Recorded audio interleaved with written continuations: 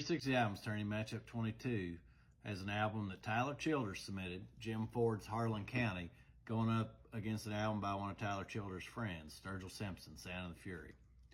So I guess Tyler got tipped off to Jim Ford because they're both from Paintsville.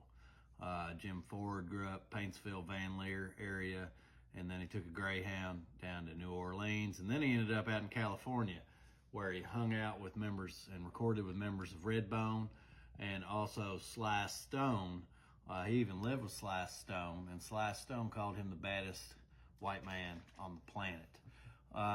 So that's a little back bit about Jim Ford. I'd never heard of him before Tyler submitted this album to the 360 Albums Tourney, and it's a wild album. It was released in 1969. The album's Harlan County, and I guess I didn't say that earlier.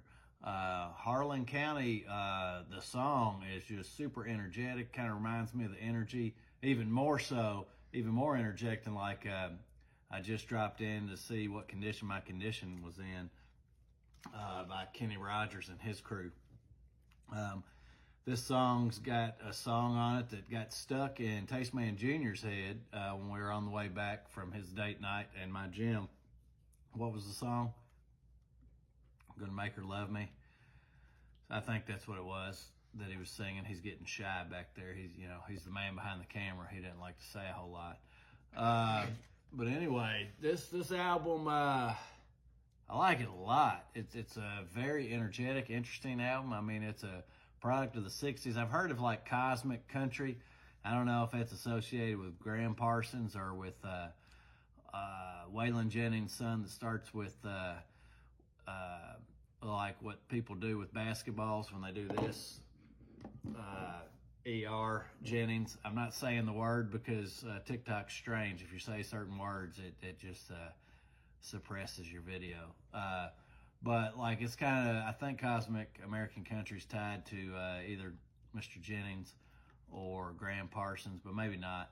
But this to me is kind of like Cosmic American Country, along with albums like Can I Take My Hounds to Heaven by Tyler Childers, and also albums like Sound of the Fury by Sturgill Simpson, because Sturgill Simpson kind of goes beyond the realm of country. It's not a country album at all, other than, a little bit of Sturgill's voice. Partly Truth and I were texting about that, and he says that, he has no personal frame of reference for Sound of the Fury. And I really don't either. I read about it, and Sturgill talks about, T-Rex, and I guess he was listening to a lot of T-Rex, but maybe I've not listened to enough T-Rex, but I'm not hearing any T-Rex in Sound of the Fury. First few times I heard the album, I listened to it straight while watching the Netflix anime, what is it, documentary? I don't know, anime film, where Sound of Fury is the soundtrack of that, kind of like Pink Floyd's The Wall. I watched it exclusively, with the movie many times before I listened to it by itself.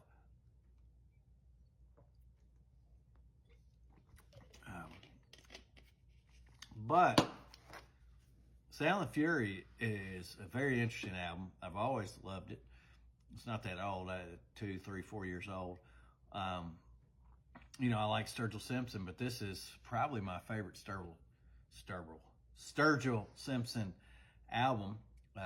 Not had a drop of booze, but I guess the cherry juice got my tongue. This is my favorite album by him. I like stuff that stretches boundaries. I was there at Rupp Arena when Sturgill and Tyler played right before the pandemic, and I saw a lot of Fairweather fans walking out and complaining, kind of like when Dylan went electric at Newport. It was a surreal experience, and it shows that they're really Fairweather fans.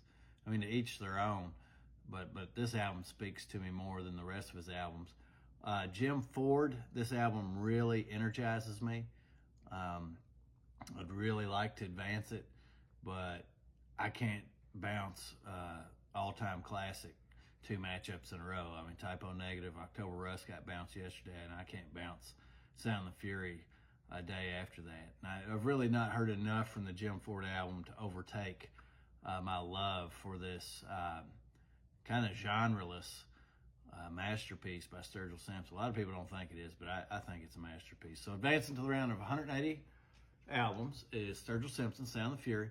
So let me know, you ever heard of Jim Ford? One thing I didn't mention, my buddy Wooden Wand covered Jim Ford, Big Mouth USA, and I had no idea that that was a Jim Ford song until I was doing a little bit of reading during this matchup. So if you like Sound of the Fury, are you of the camp that you like Sturgill Simpson other than Sound of the Fury? Let me know. Cheers.